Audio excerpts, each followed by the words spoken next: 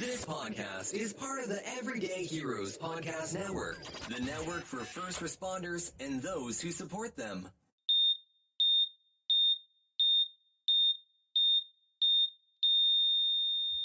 All right, welcome back to Scissors and Scrubs again in our Christmas season. Jingle bells, jingle bells.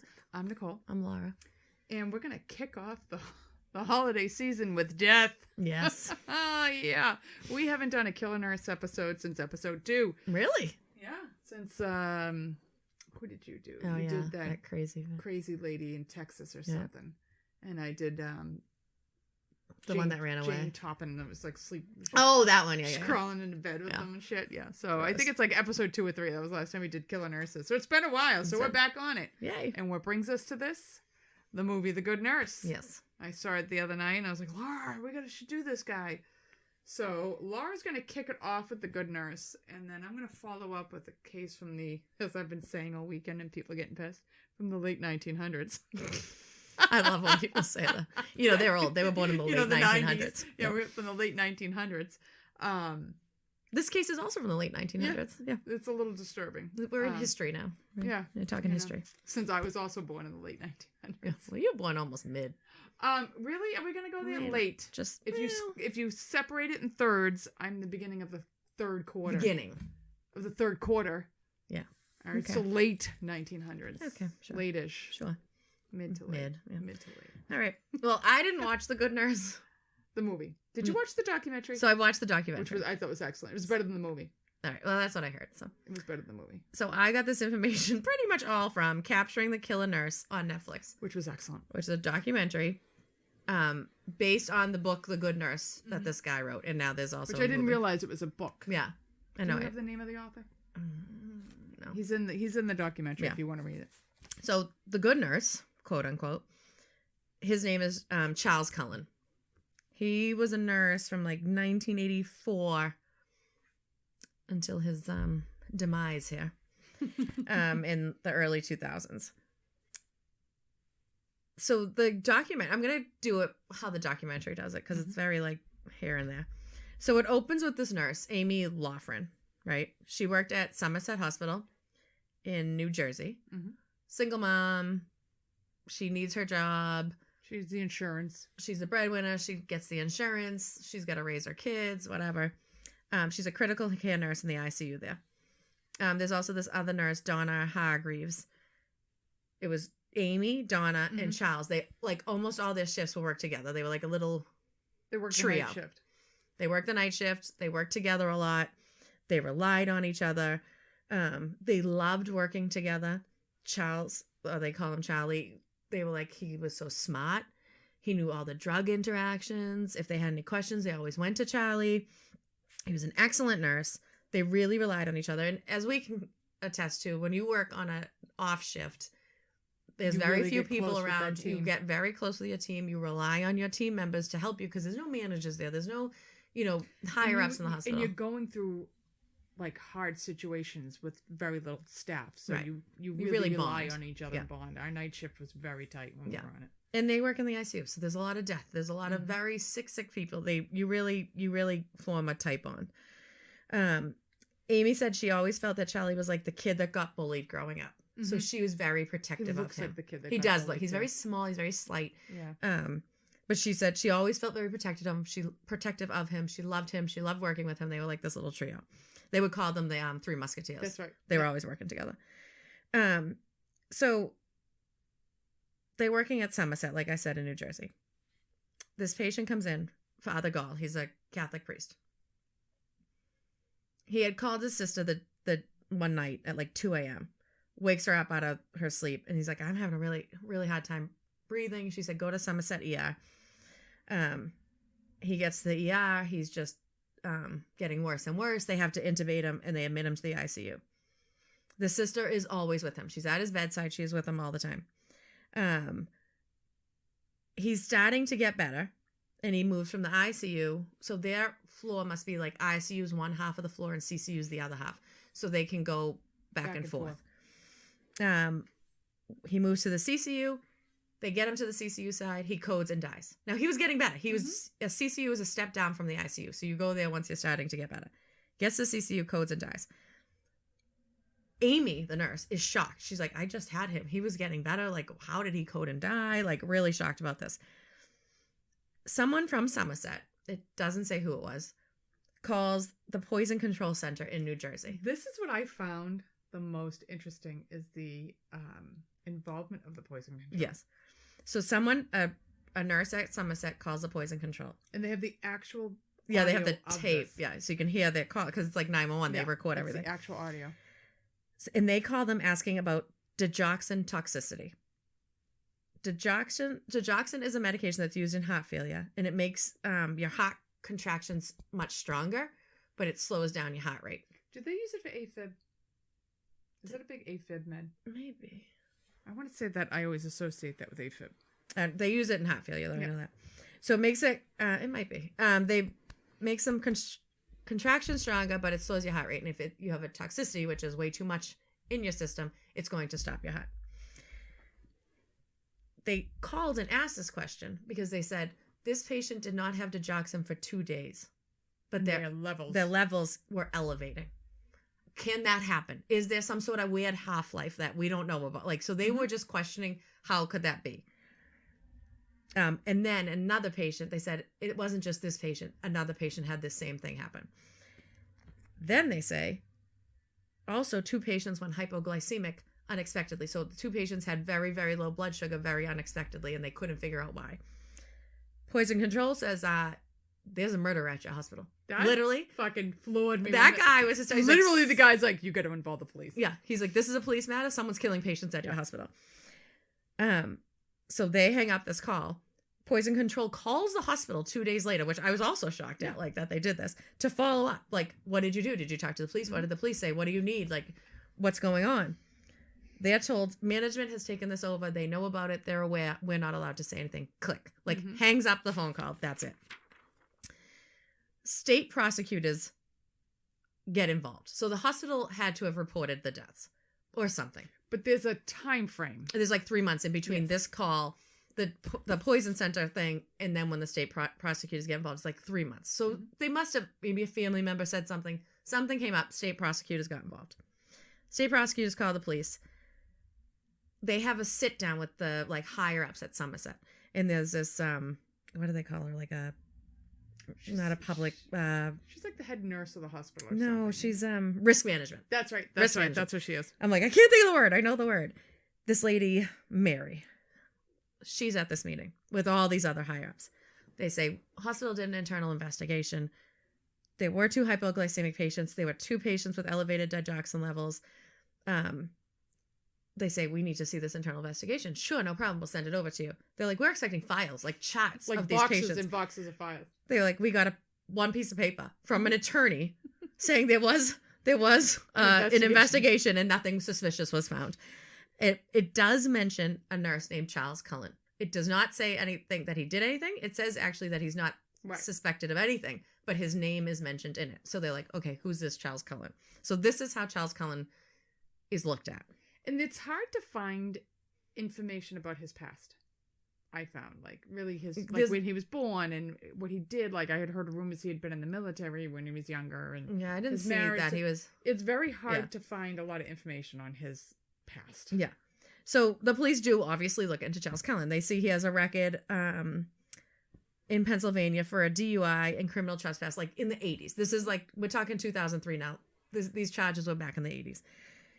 So the police call the Pennsylvania State Police. They're like, hey, he has these charges there. We're just looking into this guy. Like, they pull his file.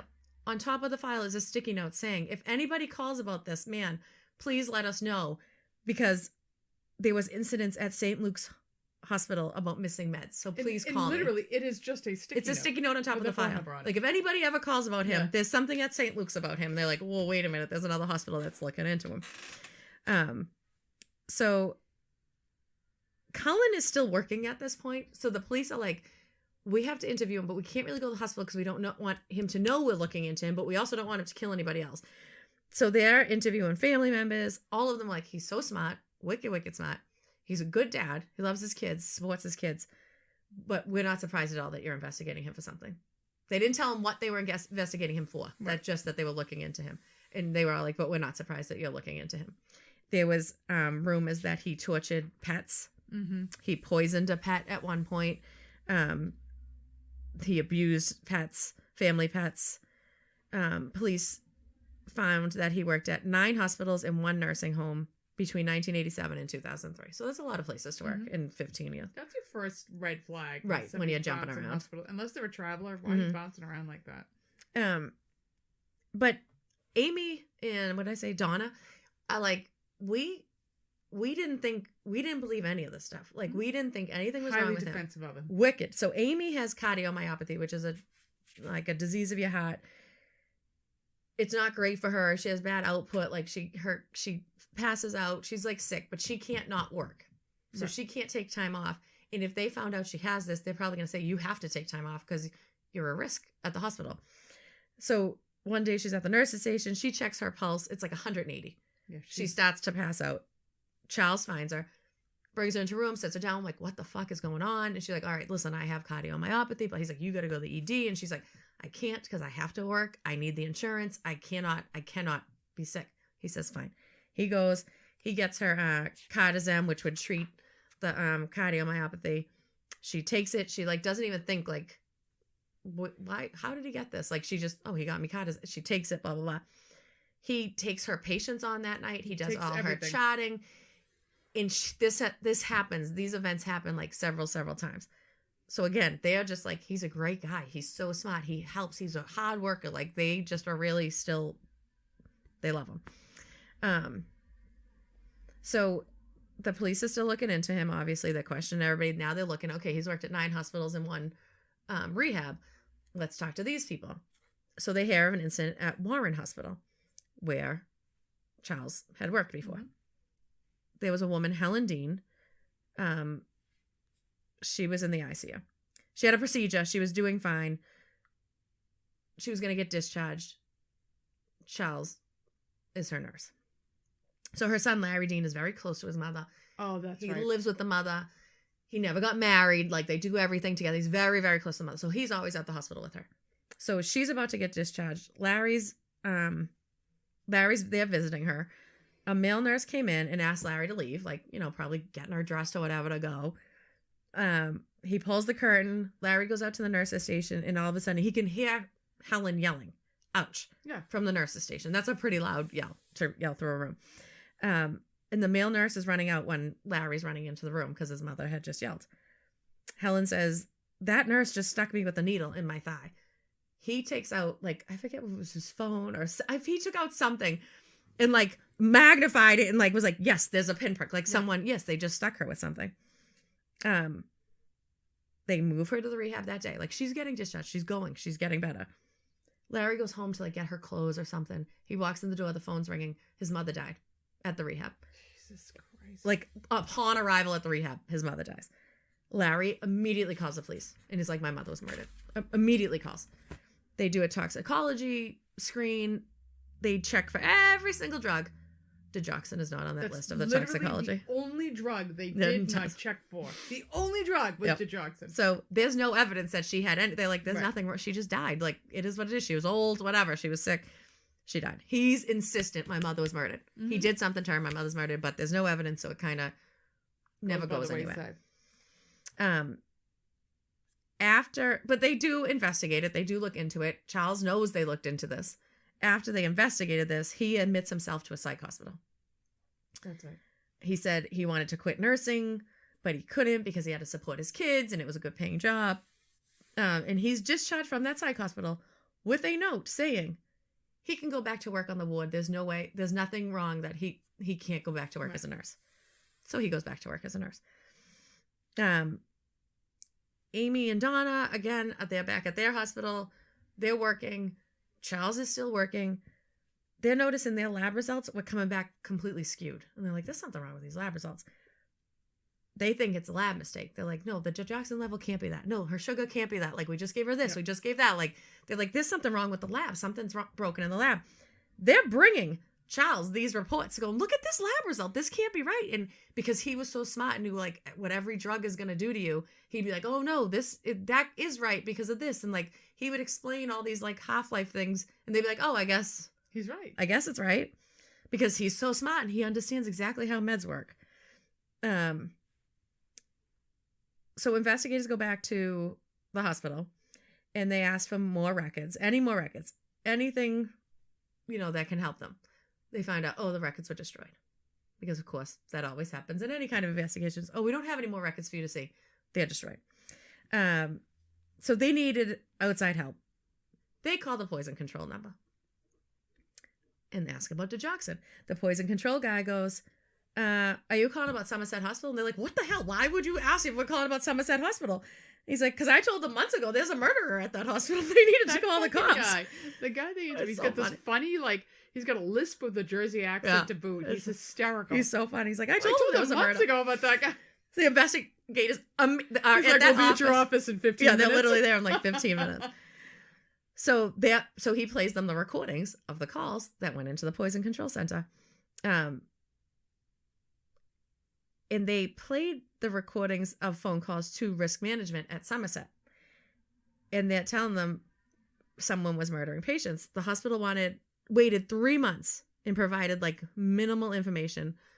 It's obvious to the police. The hospital is covering this up. Whatever happened, it's a cover up. They did nothing about it. They were told there was a murderer. They played them they're not doing anything about it.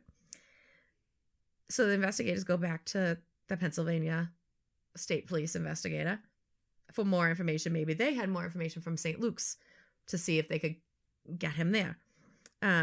So they find out a nurse from St. Luke's reported Charles Cullen for killing patients. She said they had a tight group. She worked side by side with him. But she was there one night when Charles was removed from the hospital at 2 a.m. and was allowed to quit. They did not fire him. They said, you have to quit. 50 vials of meds. He had hoarded 50 vials of meds. Some were used, some were unused. She starts thinking now. She never thought it. She was just like Amy and Donna. We were very tight. We were very close. We loved working together. He was so smart. She starts thinking about this now that they say, no, we found him with 50 vials of meds. There was a time, twice in 1 week, stable patients coded. She starts compiling a list of all the people who died when they were working there together. There were 67 deaths. And again, it's in an ICU. There's going to be a lot of deaths. He was there during 40 of them. And she's like, if you... ridiculous statistic. Right. She's like, if you did it she did it out statistically. Something. He should have been there for maybe 10. She was 12 She's or something. 18 at the most. Right. Something... Yes, he should be there for part of them. Right. Not the majority of them. He was working for 40 of them. It didn't statistically make any sense.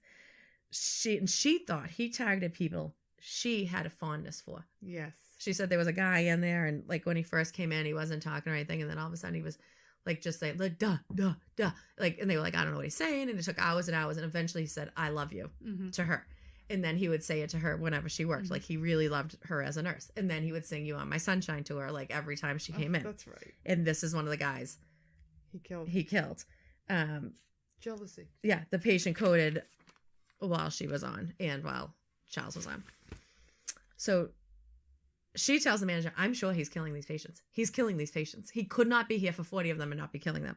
They said, oh, no, we already looked into it. He isn't killing them. She leaves the hospital. She calls a friend who happened to be a police captain. They look into it, and all of a sudden, one night, she's on her shift at night. The CEO of the hospital comes in. Have you ever seen the CEO of a hospital? No. Ever? Never mind. Onto a unit at night. That doesn't happen. So the CEO comes in one night and tells them, Charles was cleared by state police. There's nothing happening. Someone reported him. They shouldn't have said anything about it, blah, blah, blah, blah, blah. The nurses working there are all upset about I can't believe someone reported him, because they all love him. And they all think he's innocent. And she's sitting there he fucking did it. But she's not saying anything because everybody's mad at whoever reported.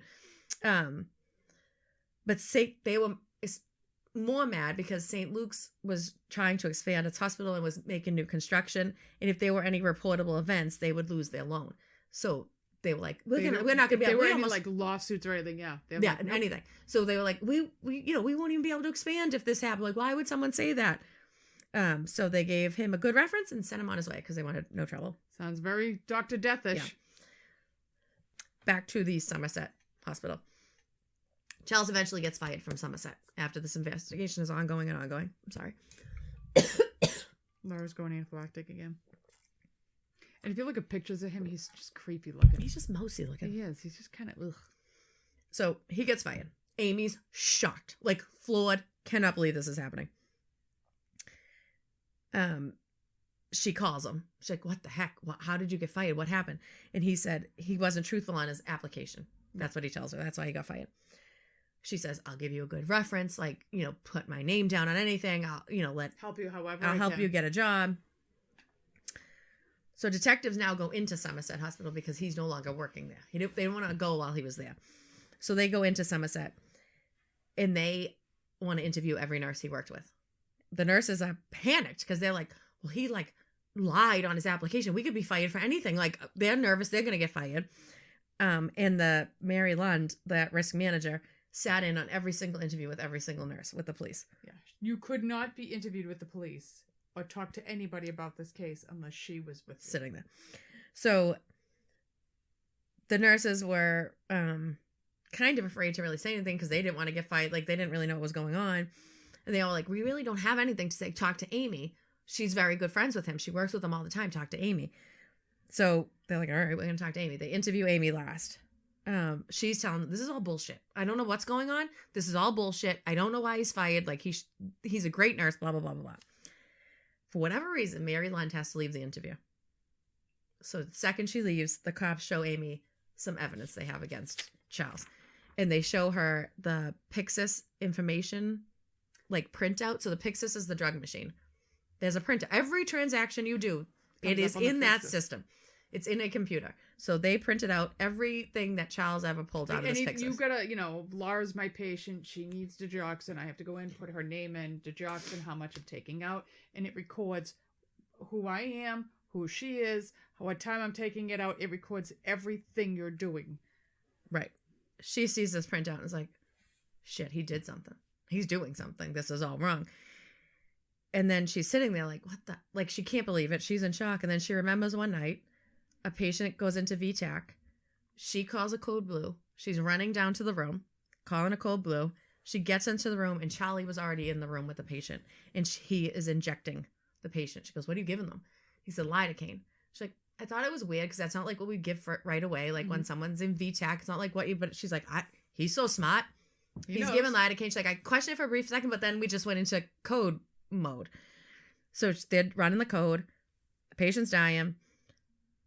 The resident or the doctor comes in and he's like, all right, what happened? She's giving him the rundown because she's the one that's running the code. And she's like, we gave lidocaine. He's like, wait, who gave lidocaine? Who ordered lidocaine? And she said, I did, because she was running the code. And I also, which is a common thing you would give in a code. Right. For an adult. I also think, like, okay, say I'm charged at the desk, right? Which I do. And someone comes up and is like, who told them to do this? I'm going to say I did. Yeah. Even though I didn't tell them to do that necessarily. Yeah, but I'm going to protect my team. Right. You're trying to get one of my team members in trouble. And I trust my team. Right. That's the key thing, too. Right. She trusted him. She had worked with him night after night. Right. I wouldn't for a second doubt you right. if you had said to me, I gave him lidocaine. Well, Laura knows what she's doing. I absolutely trust her judgment. Right. Okay. This right. is and I'm going to stick up for you. Right. Yep. Yeah, I did. I'm running this code. I did. Yep. He's like, this patient's allergic to lidocaine. And she's sitting in the police are interviewing her, and she's remembering this, and she's like, oh my God, he killed that patient. He killed that patient right in front of me. He was murdering that patient. That story disturbed me. Yeah.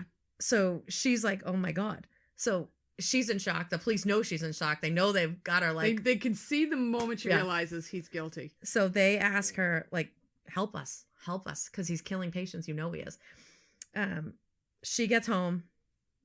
She calls Donna, because it's like the Three Musketeers. She tells her everything that's happened, blah, blah, blah. She's in shock. The police go to Amy's house like 2 days later. They're like, we really need you to help us. He's killing patients. You know it. So she helps them. And they're like, the hospital is stonewalling us. Right. And she knew the hospital wasn't. No information. Yeah. So she's like, okay, fine. So they ask her to decipher like the medical jargon. Like, they have all this stuff. They don't know what the fuck it means. Like, and reading another hospital's not telling them what it means because they don't want them to know what it means. So he's like, will you help us? Just, what does this mean? Would you do this? Is this normal? So she's asked again to interpret the Pyxis receipts, and she saw that he would go in under her patient's name, like Laura Dennison, and say, I need digoxin 10 milligrams or whatever, take it, and then cancel the transaction. So it would be like he never took it out. Right. So, but the Pyxis records that you're doing that, but if you look up onto your patient, it doesn't say that they got the digoxin. So she's like, it was like just time after time after time he was doing this. And as she's talking to the police, randomly, Mary Lund calls her as the police are at her house talking to her about this. And she's like, have you spoken to the detectives? You shouldn't do that without me there. Like, don't talk to them without a hospital rep. The cops are listening to her. Tell her this. Like, they can hear Mary Lund saying to Amy, like, don't talk to them if I'm not there or anybody. So Amy's petrified of losing her job. Like I said, she's a single mother. She's sick. She needs the insurance. So she's like, I got to talk to my daughter about helping you. Her daughter's like 11 or something. So she picks her up from school. She's like, listen, my person at work is hurting patients. They need my help, but I could lose my job. It could mean we don't have, blah, blah, blah. And her daughter's like, if they're killing patients, you should help them find them. Like, so she's like, my 11-year-old has a bigger moral compass than these people that run this hospital, So Amy's gonna help. So she has to keep her relationship with Charlie. Charlie can't know that she's helping them, obviously. So she allows the cops to record all their calls. They know he's looking for a new job. They know he's severely depressed. They know, like, this is on a clock. Like, they need to get this done. So Amy felt like she knows he's doing this, but she feels awful because he was her friend. Mm-hmm. She trusted him. He helped her. Like, she feels like she's betraying him, even though he's killing people. But she's like, I knew I had to do it because he's just going to keep doing it. So Amy asked the detectives for the charts from, like, Cerna, which is like the electronic medical record at that hospital. And they're like, what is that? And she's like the patient's records. And they're like, they didn't give them to us. The hospital didn't give them any patient records. So they can't even look up, like, what happened to this patient. Nothing. So Amy goes to work. And when she's, like, alone, she starts printing out these patients' medical records that were killed. You can be charged with violating HIPAA for that. I mean, that is a violation of HIPAA. That is not. Yeah. You cannot do that. But she's like, if we don't get this, we can't stop him. Like, there's no way to nail him if we don't have the patient records. And I do believe the court, the police had a subpoena. Like, they should have been able to get these records. Right, but they weren't getting them for whatever reason. I think she would have, I guess what I'm saying is for people who are worried, she would have been covered because the hospital should have been providing these records. They should have. That would have overridden the HIPAA thing. I mean, you can't do that. You're right. But she's like, I'm going to lose my job. I would at least want to nail him for doing this. And they said if they could prove just one death, they would get him because then it could just snowball and show like, no, see, this happened to, but it happened to 30 others. So they get the charts printed out and then they go to Father Gall's family, his sister, and say, can we exhume him? He had just died 8 months earlier or something. If we can exhume him and check him for digoxin, we can prove it. We can prove it. And the sister's like, I mean, it's awful because you're like grieving and it's whatever. And she's like, he helped people all his life. Dig him up. He would want to help you get him, Yeah. So the hospital had said that he died of natural causes. They exhume him. They test him for digoxin. The digoxin levels were extremely high. They changed his cause of death to homicide. But the police okay, this is good. We need one more thing. We need a smoking gun. Okay, he died. He had digoxin. We can't say for sure he gave him they wanted more. They just wanted something else. So one day, Amy's calls are being recorded. Charlie calls her and he's like, I got a new job. So they're like, fuck, time's up. We can't let him go to another hospital. So Amy calls the cops. They heard whatever. They're like, all right, we're out of time. The cops ask Amy to ask Charles to go out for dinner or something and wear a wire. So they meet at a restaurant. Amy's petrified. She's petrified. He's going to feel the wire. I don't know how you can sit there and not be sweating your ass off. And my conversation would be so awkward. I know. You know? Hers wasn't not awkward. It's it's taped so you can hear another thing. So she's like, what's going on? What's happening? And he's like, a patient died of low blood sugar at Warren Hospital 24 hours after I was her nurse. So they looked into me. And she's like, okay. And she's like, what happened with Father Gall? What's going on? Tell me. Tell me, I'm here for you. He says, I can't talk about it. And she said he turned to like a different person. He was like not there. He was like disassociated, like creepy. That's the person she could see doing it. Yeah. She's like, the person I knew would never do that. She goes, this guy sitting across from me after I asked that was like, okay, no, this is a different person. He says, I can't talk about it. She says, listen, I know. Let me help you. Tell me what happened. Let me help you. The wire goes dead. Just all of a sudden, the wire goes dead. She said he turns into that empty shell. And he said, I want to go down fighting. He didn't say what happened to Father Gall. He just said, I want to go down fighting. So the wire goes dead.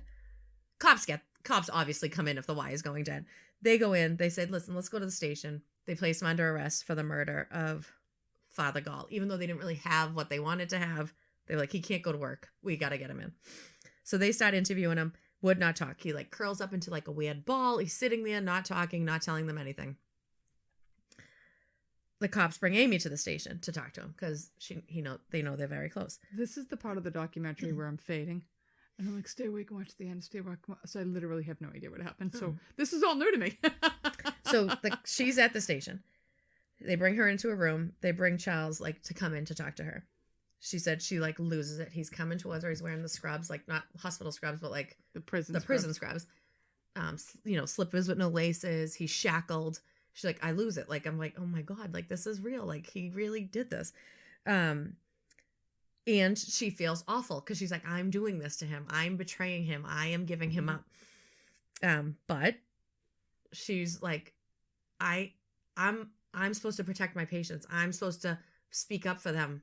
That's what my job is. I'm a nurse. I have to do that. So I'm going to do this even though I feel awful. They started talking like normal. Mm-hmm. We just started talking. Like he wasn't sitting there in shackles. They did take the shackles off. She tells him she's being implicated in the murders. She's like, I'm getting in trouble for this, even though she wasn't. She's like, I'm being implicated. Be my hero. Be my hero today. Help me. Like, say what you did because I'm going to get in trouble for this. They're going to bring me down for it. How did you do this? Like, what happened? How did you kill Father Gall? And he said he injected him with digoxin. Like, just, I injected him with digoxin. The cops pull him out of the interview. They're like, all right, you got it out. You said it. Now let's go. Like, what exactly happened? Keep going. The floodgates are open. Yeah. Talk now. Get it all out. He confesses to everything. They were like, okay, he's gonna tell us about Father Gall. He told them, I used to, I didn't want anybody to suffer, so I would see people suffering, and I want to end their suffering, so I would give them digoxin or something to drop their blood sugar. He infused IV, and he, not infused, help me. He injected IV infusion bags with insulin. Kind of like the guy in Texas. Yeah, he doesn't remember any specific patients for that. So how do you know they were suffering? Exactly. So the majority were very critical. They were very critical. Amy hears this because she can hear the interview, and she realizes, oh my God, I killed those patients because he would put the insulin in the bags, and we would all use those bags. So he was doing this and then handing them to us to deliver it to these patients. She's like, I was killing these patients with the... Which I don't think it's fair for her to feel that way about it. But. No, but you would. You'd be like, oh my God, because you delivered it. You gave it, but you wouldn't have known. No, she didn't know, but she was like, he was using me. Yeah. He didn't care. He was allowing me to go and kill these patients. Mm-hmm. He was having me do his dirty work, really. And the other nurses. Yeah. She wanted to believe he was this mercy killer, like how he said, like, okay, maybe he really couldn't stand them suffering. And then she realized he didn't even know who was getting those bags. Right. Like a healthy person could have gotten that bag. Like, this is not what he was doing. He was a murderer. He also said he used virocuronium, which is a paralytic. So you give this to these patients and they stop breathing. Like everything paralyzes. That's what happened to the woman in Vanderbilt. But the woman in Vanderbilt didn't know she was giving that. Right. But he knew. I mean, my point is the same drug. It's a paralytic. He was giving them a paralytic, which is going to stop your diaphragm from moving. You can't breathe, but you're fully awake. And you suffocate. And you suffocate fully awake and know what's going on, which is just awful. Cruel. I'd rather not any of this is cruel, but that is just beyond cruel. He says in that interview he killed 30 to 40 people over 15 years. He pleads guilty. He signs a plea deal to spare him from the death penalty as long as he keeps cooperating with the investigation. The police and the attorneys and whatever, they wanted the hospitals because all these hospitals allowed him to keep doing this. Yeah. He got 18 consecutive life sentences. He admitted to murdering 29 people and attempting to murder another 6. Police think he could have killed about 400 people, which would make him like the most prolific serial killer. And he can't even remember. Well, he injected all these bags. Yeah. You could have. Who the fuck? How many could you have killed? Oh. In 2003, the hospitals in New Jersey and I think Pennsylvania adopted the Cullen Law, which mandates hospitals to report any investigations or wrongdoing or thoughts of wrongdoing of an employee. They can't give them a good review and say, see it, get another job. You have to report that they've done something. I think one of the victims was 21. Yeah, the youngest one was 21. You cannot just pass them off with this law. You have to say, well, we did look into him for this, so other hospitals know there was a problem. And that's the story of Charles Cullen. He's something. Yeah. I hope that wasn't too windy. No, but it was like back and forth. But... I'll tell you, if you get the chance to watch the documentary, it was excellent. Absolutely excellent. It was good.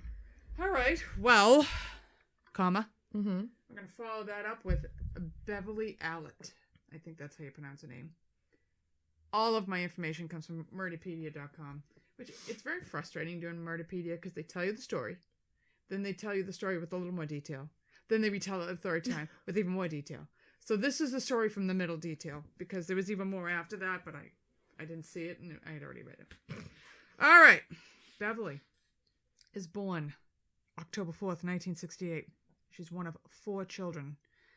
As a child, she liked to make up fake injuries and stuff to get attention. Mm. We can see where this is going already. Mm-hmm. She'd wear fake bandages over fake wounds, but she'd never allow anyone to ever see the wounds. Mm-hmm. As a teenager, she'd spend an excessive amount of time in hospitals and even convinced a surgeon to remove her very healthy appendix. I don't know how she convinced him, but she convinced him.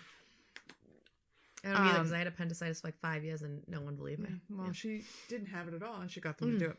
And when doctors would get on like, oh, something's wrong with this kid, she's a little weird, she'd move on to another doc. So she was doc shopping. And at this point, she has classic signs of somebody with Munchausen's. So, of course, she decides she's going to go to nursing school because that's what you do. Yeah. She attends Grantham College in Lincolnshire, England. She was just as bizarre in nursing school, and she missed so many classes due to her quote-unquote illnesses that she almost didn't graduate and didn't pass the boards. Oh. While in clinical, she's working at a nursing home where she's accused of smearing feces on the wall. Ew. She's fucking weird. Why? Like from day one. I don't know. Just fucking weird. And so because of her poor attendance, she fails her nursing exams. But she's still able to get a job at Grantham and Kesteven Hospital as a state-enrolled nurse in 1991. The year I graduated high school. I don't know what a state-enrolled nurse is. I mean, we used to have general practicing nurses who were, like, when the boards used to be on paper and it would take fucking 5 months to get you results, you could work as a GP. And you would work without your RN for months until you pass the board. So I don't really know what this means for her. But she gets a job and she is assigned to the children's ward. Oh, God. And this particular hospital is very short-staffed. So this is why she gets hired.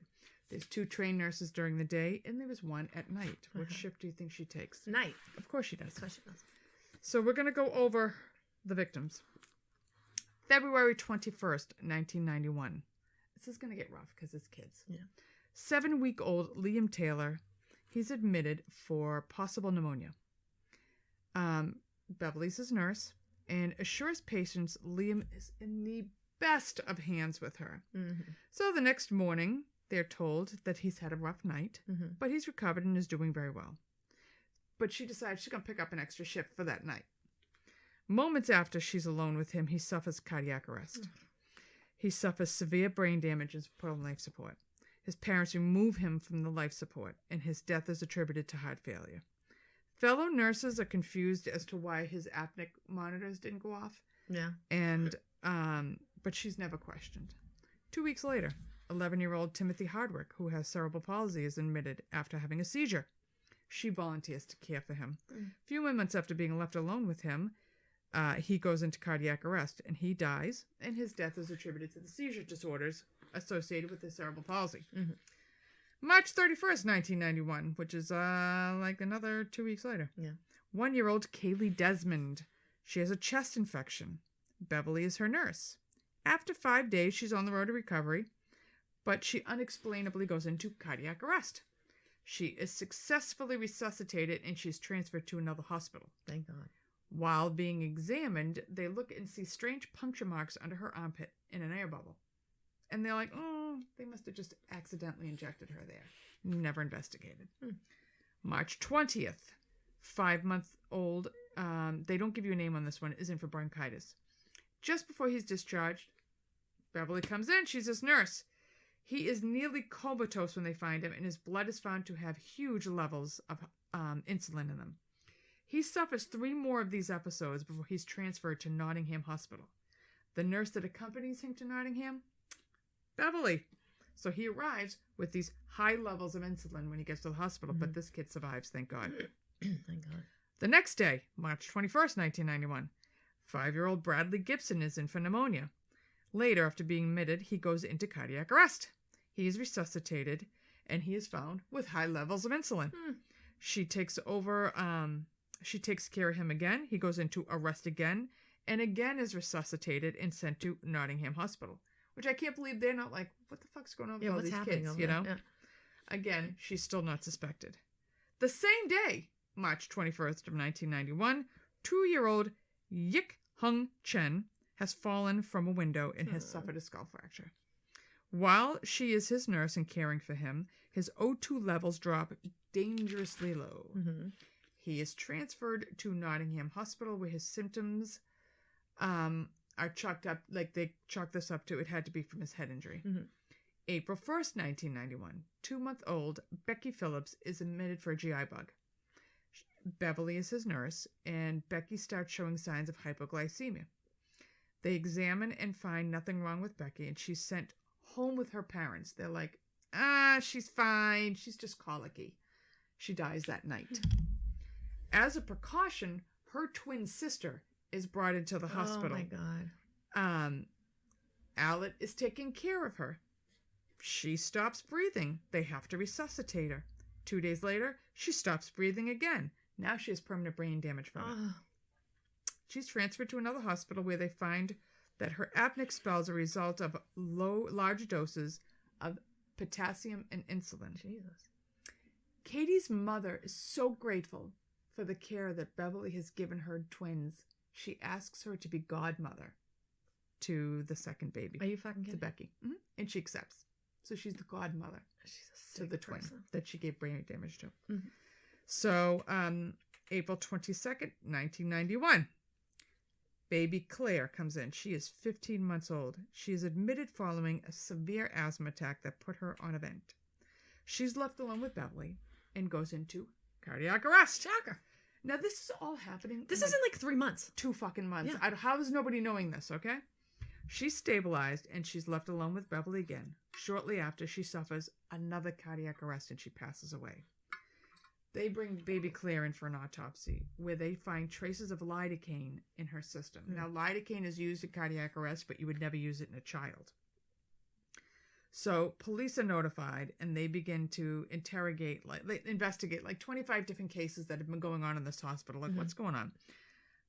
4 of whom died. In most cases, they're finding that these victims has huge levels of insulin and potassium in the systems. But they also find all of them have Beverly as their nurse. So Stuart Clifton is in charge of the investigation. Stuart Clifton, such an English name. Very English. Stuart Clifton, how do you do? He finds that she is, that she had reported that the insulin key was missing on the ward. She's just automatically singled out in his mind. All the nursing records for some of these patients, they're MIA. Nobody can find them. He's trying to look for the charts. They're MIA. There's no cameras on the ward, so he can't really, it's very hard for him to gather information. They go and they investigate her apartment. Back up. They find that the nursing logs, 13 of the victims, they're missing the nursing logs. And they find that 13 of the victims with the 4 deaths, that Beverly is involved in all of these patients' care. Mm-hmm. So it's July 1991. Police have enough info but to get her, but they don't formally charge her till November of 1991, where she's finally arrested and charged. She denies any wrongdoing, but when they search her house, they find all the missing logs in her house of all these patients. She's diagnosed with Munchausen's and Munchausen's by proxy. You think? And her desire to be noticed, they believe, is what is bringing her to do all this stuff to these patients. She just wanted to be the hero. She wants to save these people. She apparently wants to be a godmother. Yeah. So she is charged with 4 counts of murder, 11 counts of attempted murder, 11 causing grievous bodily harm. Ugh. She's fucking nuts. Yeah. Okay, because while they're awaiting trial, and I was asking you this the other day, she drops 5 stone in weight, which is 70 pounds. Cool. So she looks horrific. Yeah. Like a ghoul. She's got the black circles under her eyes. She's like a skeleton when she walks in. She's diagnosed with anorexia nervosa. She is just a bag of psych issues. So her trial lasts 2 months due to her many illnesses, because she's constantly in and out because she's sick. Psychologists tell the court that she will never be cured, and she is clearly a danger to any of those around her. Mm-hmm. May 23rd, 1993, she's given 13 life sentences. Oh, good. The harshest punishment ever given to a woman in England. Wow. Her crimes caused the maternity ward at Grantham and Kestevens to completely be shut down. Wow. And so they're never doing babies again there. She is sent to Rampton Secure Hospital, which is a psych facility in Nottingham. And the families of these victims are bullshit that she's there. Yeah. Because it's like a country club. Like, she gets to make valentines. She can write to people. I believe she had a vampire wedding at one point. She gets to live some sort of life. She's living a life. Even though she's in a psych facility, she's not living life like in prison. So these families are pissed that she's there. Here she begins eating ground glass and pouring boiling water on her hands. Oh my God. She's fucking nuts. Yeah. How she ever got as far as getting a job? I know. So, as of August of 2006, she was looking to have her case reviewed. So she, after 30 years in the psych facility, they can review this and maybe then put her in jail, maybe release her. She's never getting out, but the families don't even like that she has the possibility of this. And when you look at her from 91 and you look at her now, they don't even look like the same person. I mean, she looks completely nuts now. Yeah. But I don't know. Wow. Doesn't even get. So those poor babies. That's awful. We're all tortured. So that's our happy Christmas episode. Merry Christmas. Merry Christmas. Merry Christmas. Get you in the spirit. So that was actually supposed to be our November episodes. We have no idea what we're doing for Christmas yet. No. Or the holidays or Hanukkah or whatever you celebrate. No. But we'll come up with something. Yeah. We always do. Yeah.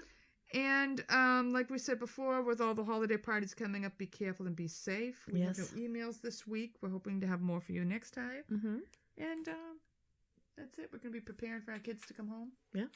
And do their new thing in the new year. Mm-hmm. All right. All right. Like, subscribe, rate, and review the Scissors and Scrubs podcast on whatever podcast app you listen to us on. Follow us on Twitter, Facebook, and Instagram at Scissors and Scrubs. And email us any of your stories or thoughts to scissorsandscrubs@gmail.com.